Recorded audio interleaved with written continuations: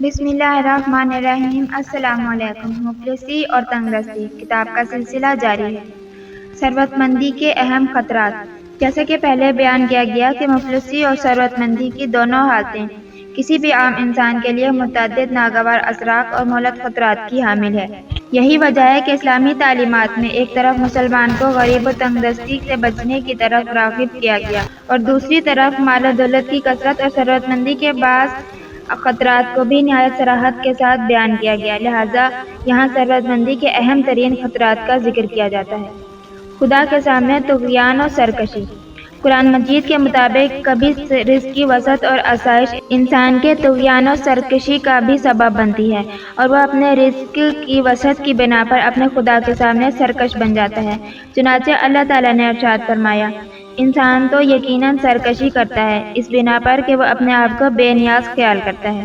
ایک اور مقام پر اللہ تعالیٰ نے انسان کی ثروت مندی کے اسی خطرہ کو بیان کرتے ہوئے ارشاد فرمایا، اور اگر اللہ اپنے بندوں کے لیے رزق میں فراوانی کر دیتا تو وہ زمین میں سرکش ہو جاتے، لیکن اللہ جو چاہتا ہے وہ ایک مقدار سے نازل کرتا ہے، وہ اپنے بندوں سے خوب باخبر نگاہ رکھنے والا ہے۔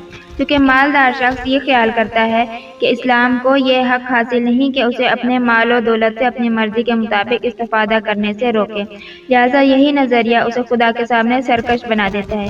اسی لیے مذکورہ آیات مبارکہ میں ثروت مندی کے اس خطرے کو نہایت صراحت کے ساتھ بیان کیا گیا۔ بعض قرآنی داستانیں۔ سورہ مبارکہ آل عمران کی آیت 180 کے شان نزول میں بیان ہوا ہے کہ انصار میں سے ایک شخص ثعلبہ بن حاطب رسول خدا کے پاس آیا اور عرض کی، خدا سے دعا کیجیے کہ وہ مجھے مال و دولت عطا فرمائے۔ پیغمبر اکرم نے ارشاد فرمایا، اے ثعلبہ، تھوڑا مال جس کا تم شکر ادا کرو اس زیادہ مال سے بہتر ہے جسے تم تحمل نہ کر سکو۔ کیا تم مجھ رسول خدا کی پیروی نہیں کرنا چاہتے؟ خبردار، اس خدا کی قسم جس کے قبضہ قدرت میں میری جان ہے، اگر میں چاہوں کہ پہاڑ سونا اور چاندی بن کر میرے ساتھ چلیں تو ایسا ہو جائے گا، لیکن میں جس حالت میں ہوں یہی میرے لیے بہتر ہے۔ ثعلبہ یہ سن کر چلا گیا اور کچھ دن کے بعد دوبارہ رسول خدا کی خدمت میں پہنچا اور کہنے لگا، اے خدا کے نبی، خدا سے دعا کیجیے کہ وہ مجھے مال و دولت عطا فرمائے۔ اس کی قسم جس نے آپ کو رسول بنا کر بھیجا، اگر خدا نے مجھے مال و دولت عطا کی تو میں اس مال میں سے ہر صاحب حق کا حق ادا کروں گا۔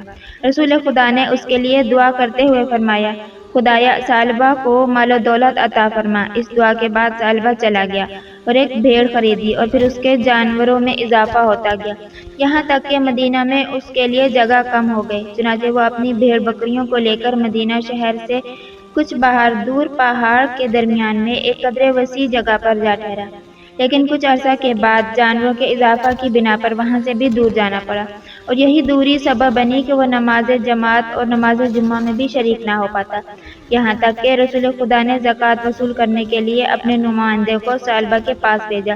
ثعلبہ نے بخل سے کام لیتے ہوئے زکوٰۃ ادا کرنے سے انکار کیا۔ پیغمبر اکرم نے نمائندے سے کہا، یہ جو تم زکوٰۃ کا مطالبہ کر رہے ہو ایک طرح کا جزیہ ہے جو اسلامی حکومت میں رہنے والے کافروں سے لیا جاتا ہے۔ رسول خدا نے یہ سنا تو 2 مرتبہ فرمایا، وائے ہو تم پر اے ثعلبہ، وائے ہو تم پر اے ثعلبہ۔ اس کے بعد قرآن مجید کی یہ آیت مبارکہ نازل ہوئی، اور ان میں سے کچھ ایسے بھی ہیں جنہوں نے اللہ سے عہد کر رکھا تھا کہ اگر اللہ نے ہمیں اپنے فضل سے نوازا تو ہم ضرور خیرات کیا کریں گے اور ضرور نیک لوگوں میں سے ہو جائیں گے، لیکن جب اللہ نے انہیں اپنے فضل سے نوازا تو وہ اس میں بخل کرنے لگے اور عہد سے روگردانی کرتے ہوئے پھر گئے۔ اسی طرح قرآن مجید کی بعض آیات سے بھی یہ واضح ہوتا ہے کہ سابقہ اقوام ثروت مندی کے اسی مہلک خطرہ سے دوچار ہوئیں۔ چنانچہ جب اللہ تعالیٰ نے ان کے مال و دولت میں اضافہ کیا تو وہ طغیان و سرکشی کے راستے پر چل دیے، جیسا کہ اللہ تعالیٰ نے حضرت شعیب کی قوم کے بارے میں فرمایا۔ انہوں نے کہا، اے شعیب، کیا تمہاری نماز تمہیں یہ حکم دیتی ہے کہ ہم انہیں چھوڑ دیں جنہیں ہمارے باپ دادا پوجتے آئے، یا ہم اپنے اموال میں اپنی مرضی سے تصرف کرنا بھی چھوڑ دیں؟ صرف تو ہی بڑا بردبار عقل مند ہے۔ اس آیت مبارکہ سے واضح ہے کہ بعض مالدار افراد اپنے مال میں اپنی مرضی کے مطابق تصرف کرنے کو اپنا حق سمجھتے ہیں، اور اسی غلط نظریے کی بنا پر حتیٰ خدا اور پیغمبر کے احکامات کو بھی قولی یا عملی طور سے ٹھکرا دیتے ہیں۔ پروردگار نے ثروت مندی کے اسی خطرہ کے پیش نظر مالدار انسان کو طغیان و سرکشی سے بچنے کی تاکید کرتے ہوئے انہیں اپنے عذاب سے ڈرایا اور فرمایا، جو پاکیزہ رزق ہم نے تمہیں دیا اس میں سے کھاؤ اور اس میں سرکشی نہ کرو، ورنہ تم پر میرا غضب نازل ہوگا، اور جس پر میرا غضب نازل ہو وہ یقیناً ہلاک ہوگا۔ غرور اور تکبر۔ ثروت مندی کا ایک اہم ترین خطرہ انسان کا غرور و تکبر میں مبتلا ہونا ہے۔ امیر المؤمنین حضرت علی علیہ السلام نے ثروت مندی کے اس اہم خطرہ کی طرف ارشاد کرتے ہوئے فرمایا، جب انسان مالدار ہو جائے تو غرور اور فتنہ و فساد میں مبتلا ہو جاتا ہے۔ بس کبھی مالدار شخص اپنے مال و دولت کی بنا پر خود کو دوسروں سے برتر سمجھتا ہے، اور کبھی یہ غرور و تکبر اس حد تک بڑھ جاتا ہے کہ انسان یہ سوچنے لگتا ہے کہ یہ سب مال و دولت اس کے تدبیر اور ذہانت کا نتیجہ ہے، چنانچہ وہ خود کو اللہ سے بھی بے نیاز اور مستقل سمجھنے لگتا ہے۔ وہ اپنے مال و دولت کی بنا پر غرور و تکبر میں اس قدر غرق ہو جاتا ہے کہ اپنی موت کو بالکل فراموش کر دیتا ہے، اور یہی سمجھتا ہے کہ شاید اسے ہمیشہ زندہ رہنا ہے۔ چنانچہ جب قارون نے اپنی مال و دولت کی بنا پر ایسے ہی غرور و تکبر کا شکار ہوا تو اللہ تعالیٰ نے اس کے بارے میں فرمایا، کیا اسے نہیں معلوم کہ اللہ نے اس سے پہلے بہت سی نسلوں کو ہلاک کر دیا جو اس سے زیادہ طاقتور اور مال کے اعتبار سے دولت مند تھے۔ جب مال و دولت دوسرے انسانوں پر فخر و مباحات کا سبب بن جائے تو ایسی ثروت مندی نہ صرف انسان کے لیے رحمت نہیں بلکہ اس کی اخروی نقصان کا سبب ہے۔ حضرت امام جعفر صادق علیہ السلام نے فرمایا، اللہ تعالیٰ نے کسی کو امتیاز اور کرامت کے عنوان سے مال و دولت نہیں دی، بلکہ مال تو خدا کا ہے جو لوگوں کے پاس امانت رکھا گیا ہے۔ دین اسلام میں ثروت مندی کو ہرگز احترام کا سبب قرار نہیں دیا، چنانچہ حضرت علی علیہ السلام نے فرمایا، اگر کوئی شخص کسی مالدار کی اس کی مال کی بنا پر تواضع کرے تو گویا اس نے اپنے دین کا 2/3 حصہ ضائع کر دیا۔ خدا سے غفلت۔ کبھی مال و ثروت خدا سے غفلت کا سبب بن جاتی ہے اور انسان کو اخروی گھاٹے اور نقصان سے دوچار کر دیتی ہے۔ اسی نقصان سے آگاہ کرتے ہوئے اللہ تعالیٰ نے صاحبان ایمان کو خبردار کیا ہے اور فرمایا، اے ایمان والو، تمہارے اموال اور تمہاری اولاد ذکر خدا سے تمہیں غافل نہ کر دیں، اور جو ایسا کرے گا تو وہ خسارہ اٹھانے والوں میں سے ہوگا۔ اس آیہ مبارکہ میں ایسی ثروت و دولت کو ناپسند قرار دیا گیا جو انسان کی خدا سے غفلت کا سبب بنے۔ دنیاوی عذاب میں گرفتاری۔ کبھی مال و دولت کی وسعت انسان کو دنیاوی عذاب اور مصیبتوں میں مبتلا کر دیتی ہے، اور اسی ثروت کی بنا پر انسان کا آرام و سکون ختم ہو جاتا ہے، جیسا کہ قرآن مجید میں ارشاد فرمایا، لہٰذا ان کے اموال اور اولاد کہیں آپ کو فریفتہ نہ کر دیں۔ اللہ تو بس یہ چاہتا ہے کہ ان چیزوں سے انہیں دنیاوی زندگی میں بھی عذاب دے اور کفر کی حالت میں ان کی جان کنی ہو۔ یہ آیہ مبارکہ اگرچہ مدینے کے منافقین کے بارے میں نازل ہوئی، لیکن اس میں ایک اہم نقطہ کی طرف اشارہ موجود ہے، اور وہ یہ کہ کبھی انسان کا مال و دولت اور اس کی اولاد کے لیے دنیاوی عذاب کا سبب بھی بن سکتی ہے۔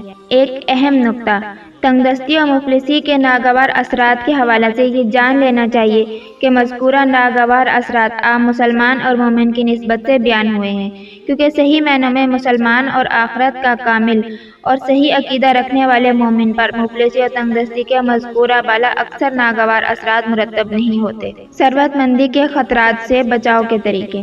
اسلامی تعلیمات میں امیر اور ثروت مند شخص کے لیے بھی متعدد ایسے نکات بیان ہوئے ہیں جنہیں مد نظر رکھنے سے انسان ثروت مندی کے مہلک خطرات سے بھی محفوظ رہ سکتا ہے۔ ذیل میں ایسے ہی چند اہم نکات کو قدر تفصیل کے ساتھ بیان کیا جاتا ہے۔ ثروت مندی کو آزمائش اور امتحان کا ذریعہ سمجھنا۔ جیسا کہ پہلے بیان کیا گیا کہ مال و دولت کے حوالے سے انسان کا نقطہ نظر اس کی زندگی میں نہایت اہم ہے۔ اگر انسان مال و دولت کو دوسروں پر برتری کا ذریعہ سمجھے تو یقیناً ثروت مند شخص غرور و تکبر میں مبتلا ہو کر دوسروں پر ظلم و ستم کا مرتکب ہوگا۔ لیکن اگر انسان دنیاوی مال و دولت کو خدائی آزمائش اور امتحان کا ذریعہ سمجھے اور یہ یقین رکھے کہ کسی بھی امیر کو مال و دولت کی بنا پر کسی فقیر پر کوئی برتری حاصل نہیں، تو وہ نہ صرف طغیان اور سرکشی جیسے ثروت مندی کے مہلک خطرات سے محفوظ رہے گا بلکہ اپنی ثروت کو اخروی کامیابی اور کامرانی کا ذریعہ بھی بنائے گا۔ اللہ تعالیٰ نے قرآن مجید میں دولت مند افراد کو طغیان اور سرکشی سے محفوظ رکھنے کے لیے اس حقیقت کی طرف متوجہ فرمایا کہ مال و دولت صرف الہی آزمائش اور امتحان ہے، چنانچہ پروردگار نے ارشاد فرمایا، تمہارے اموال اور تمہاری اولاد بس آزمائش ہیں۔ اسی طرح پروردگار نے ایک اور مقام پر ارشاد فرمایا، اور جان لو کہ تمہارے اموال اور تمہاری اولاد آزمائش ہیں۔ جیسا کہ پہلے بھی بیان کیا گیا ہے کہ ان آیات سے واضح ہوتا ہے کہ مال اور رزق کی تنگی یا فراوانی کی حقیقت خدائی آزمائش اور امتحان کے علاوہ کچھ نہیں۔ لہٰذا جب انسان مال و دولت کو خدائی آزمائش اور امتحان کا ذریعہ سمجھے تو یہ عقیدہ اسے ثروت مندی کے خطرات سے محفوظ رکھنے میں مؤثر واقع ہوگا۔